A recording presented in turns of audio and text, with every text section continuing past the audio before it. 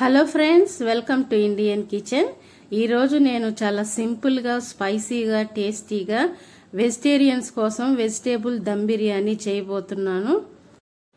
ఇలా వెజిటేబుల్స్ అన్ని వేసుకొని చేసుకోవటం వలన ఏ కర్రీలోకైనా ఈ రైస్ చాలా టేస్ట్గా ఉంటుంది. ఈ వెజ్ దమ్ బిర్యానీ కోసం నేను 1/2 kg రైస్ కడిగి నానబెట్టుకున్నాను. అలాగే పచ్చిమిర్చి, టమాటా, ఉల్లిపాయలు, బఠానీలు, క్యారెట్, బంగాళదుంపలు మెయిన్ వెజిటేబుల్స్ నేను తీసుకున్నాను. ఇప్పుడు స్టవ్ మీద కడాయి పెట్టుకొని దీనిలో 2 స్పూన్లు ఆయిల్, అలాగే 2 స్పూన్లు నెయ్యి కూడా వేసుకోవాలి. ఆయిల్ వేడెక్కిన తర్వాత 2 చెక్కలు, 2 యాలకులు, 2 అనాస పువ్వులు, అలాగే 2 లవంగాలు కూడా వేసుకొని కొద్దిగా షాజీరా వేసుకొని వేయించుకోవాలి. ఇవి వేగిన తర్వాత దీనిలో మనం పచ్చిమిర్చి 4, అలాగే ఉల్లిపాయలు సన్నగా తరుక్కొని వేసుకోవాలి. ఇవి వేగిన తర్వాత దీనిలో క్యారెట్, అలాగే బంగాళదుంప, బఠానీ ఇవన్నీ మనం చిన్న ముక్కలుగా చేసుకొని వేసుకోవాలి. చూసారు కదా, ఇలా అన్ని వేసుకొని కొద్దిగా కొత్తిమీర, అలాగే కరివేపాకు, పుదీనా కూడా వేసుకొని వీటిని బాగా వేయించుకోవాలి. స్టవ్ మీడియం ఫ్లేమ్లో పెట్టుకొని ఈ కూరగాయల్ని ఒక 10 నిమిషాలు మనం బాగా కుక్ చేసుకుందాం. 10 మినిట్స్కి చూడండి, కూరగాయలు బాగా ఉడికి ముక్కలు కూడా బాగా సాఫ్ట్గా అయినాయి. ఈ వెజిటేబుల్స్ అన్నీ ఇలా పర్ఫెక్ట్గా మనం కుక్ చేసుకోవాలి. ఇప్పుడు దీనిలో సన్నగా తరిగిన మీడియం సైజు టమాటాలు 2 వేసుకోవాలి. అలాగే 2 స్పూన్లు అల్లం వెల్లుల్లి పేస్ట్, అప్పుడే తాజాగా వేసుకున్న పేస్ట్ వేసుకోవాలి. అల్లం వెల్లుల్లి పేస్ట్ మనం ఫ్రెష్గా చేసుకుంటే చాలా టేస్ట్గా ఉంటుంది రైస్. ఈ విధంగా అల్లం వెల్లుల్లి పేస్ట్, టొమాటోస్ కూడా వేసుకొని వీటిని మనం పచ్చివాసన పోయేంత వరకు కుక్ చేసుకుందాము. ఇలా 2 మినిట్స్ కుక్ చేసుకున్న తర్వాత చూడండి, కూరగాయలన్నీ పర్ఫెక్ట్గా ఉడికిపోయి మనకు టమాటాలు కూడా సాఫ్ట్గా అయినాయి కదా. ఇప్పుడు వీటిలో మనం ఎసరికి 1/2 లీటర్ వాటర్ యాడ్ చేసుకోవాలి.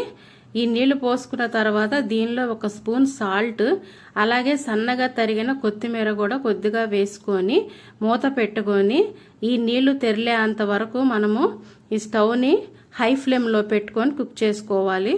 చూడండి, బాగా ఎసురు మనకు మరుగుతుంది కదా. ఇప్పుడు గంట సేపు నానబెట్టుకున్న 1/2 kg బాస్మతి రైస్ని మనము ఈ ఎసట్లో వేసుకొని బాగా కుక్ చేసుకోవాలి. 1/2 kg బాస్మతి రైస్కి 1/2 లీటర్ నీళ్లు పోసుకున్నాను నేను. వాటరు కరెక్ట్గా తీసుకోవాలి. ఎక్కువ వాటర్ తీసుకుంటే అన్నం బాగా చివిడిపోతుంది కాబట్టి 1/2 kg రైస్కి 1/2 లీటర్ నీళ్లు తీసుకుంటే సరిపోతుంది. ఈ విధంగా ఈ రైస్ని ఒకసారి బాగా కలుపుకొని దీని మీద మనం మూత పెట్టేసుకొని ఒక 10 మినిట్స్ మీడియం ఫ్లేమ్ మీద కుక్ చేసుకోవాలి. చూడండి, 10 మినిట్స్కి రైస్ పర్ఫెక్ట్గా ఉడికిపోయింది. మెతుకులు కూడా మనకి బాగా పొడవుగా వచ్చినాయి కదా. ఇప్పుడు ఈ రైస్ని ఇంకోసారి బాగా కలుపుకొని సన్నగా తరిగిన కొత్తిమీర దీనిపైన మనం గార్నిష్ చేసుకోవాలి. కొత్తిమీర తీసుకొని సన్నగా తరిగి దీనిపైన గార్నిష్ చేసుకొని, అలాగే కొద్దిగా కుంకుమ పువ్వు నానబెట్టుకున్న పాలను కూడా దీని మీద వేసుకొని మూత పెట్టేసుకొని ఇంకొక 5 మినిట్స్లో సిమ్లో పెట్టుకొని స్టవ్ మనం కుక్ చేసుకుందాము.